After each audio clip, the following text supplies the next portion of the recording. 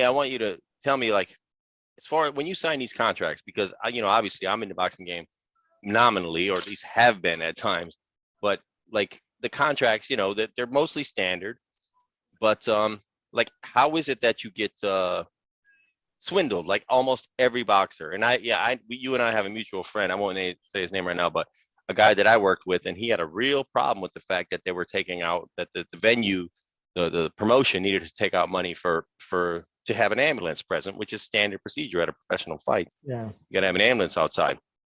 But like yourself, have you experienced the fact that where you feel that you're being ripped off either by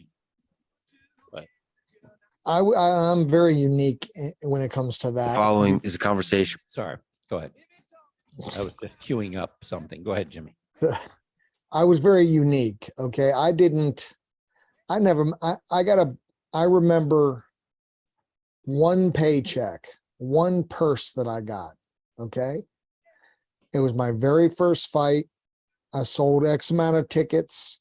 I got $400 for the fight. I walked in and Eric Botcher handed me $400. And that was the only purse I ever His received. name, Eric Boxer, was his actual Eric Botcher? Oh, Botcher. Botcher. Okay. Yeah. I was like, what? Eric, Yeah. yeah, it was, and I know Eric. He and that was it. After that, I never signed a contract.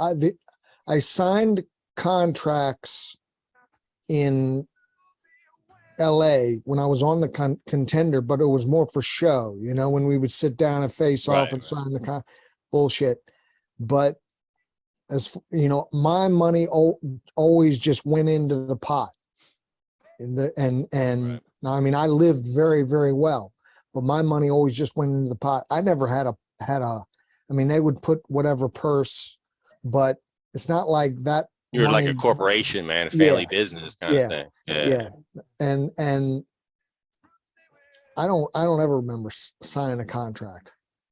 So, right. So and that's even another more fascinating thing, maybe for another show, but the fact that your father was involved in helping you out. Because when we talk about boxing, man, I definitely want to pick your brain on these father-son teams and that whole emotional dynamic that comes with that. But anyway, go. Yeah. Did your dad have power of attorney, Jim? Yes. Oh yeah, you got yeah. And I just you pointed and clicked. I trained. I did. He never interfered with inside the gym. You were part of the organization. You did your part, which was to train and get in the ring and win. Yeah, that was it.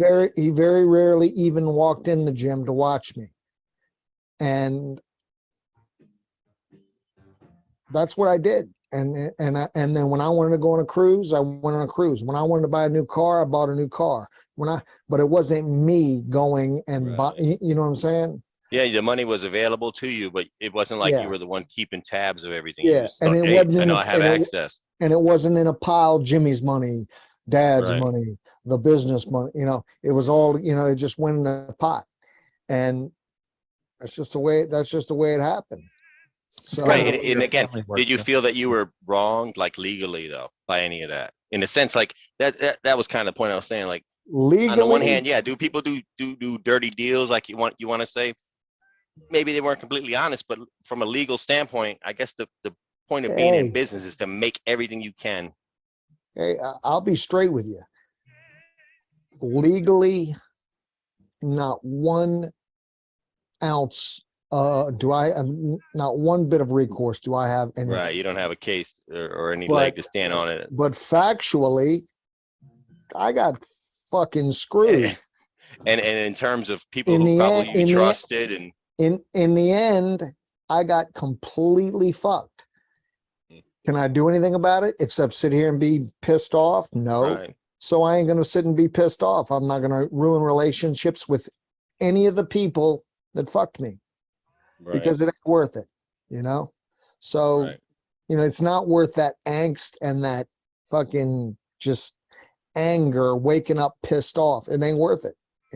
And I'm sure especially when you, a couple years back when you were still in your heyday, people were coming out in droves. I'm sure that a lot of those people, you don't see them anymore. You know what I mean? Once like once the Shine. notoriety goes off, it's it's a new day. It's true. I mean, Well, even at the time, Well, Jimmy, number Jimmy one, and I were number friends, one, but it felt weird being close to him. I always liked him, but I like being closer to him now that, he's no longer, quote, big celebrity in the local area.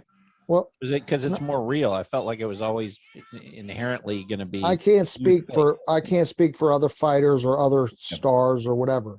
I was, by no means a global star, but I had a very solid support system, Yeah. a very loyal following, and just because you don't see the people that were following you after you stop performing, don't mean they don't support you. I mean, what the fuck are Right, they going that's to? true. What are they going to do? Come watch you fucking fold laundry? That's true. And when I started saying that to you, I kind of got my points mixed up. But yeah, it's true. It's not entirely what I meant. I mean, like even the esteem, it's got to And be. don't forget, difficult those when people were paying money to do the. They weren't Absolutely. just. Absolutely. It wasn't all a one way. Oh, they get this wonderful show. They Mhm. fucking paid for that show. They don't owe me loyalty. That's true. That's true. Jimmy, listen to this. I'm gonna tell you something real.